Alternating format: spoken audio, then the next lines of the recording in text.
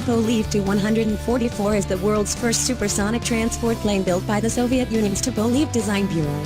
The Soviet Union began the development of the Tu-144 on July 26, 1963.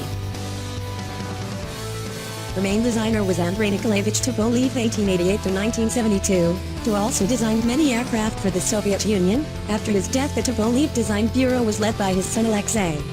Western aviation analysts dubbed the Tu-144 with Concordski, which seems to mean the Russian version of the Concorde plane. Concorde is a French-made transport aircraft whose design is quite similar to the Tu-144.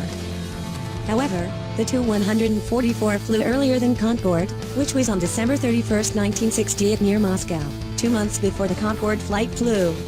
The first Tu-144 prototype successfully reached the speed of sound on June 5, 1969, and on May 26, 1970 has become the first commercial transport aircraft in the world whose speed reaches Mach 2, 450 km/h.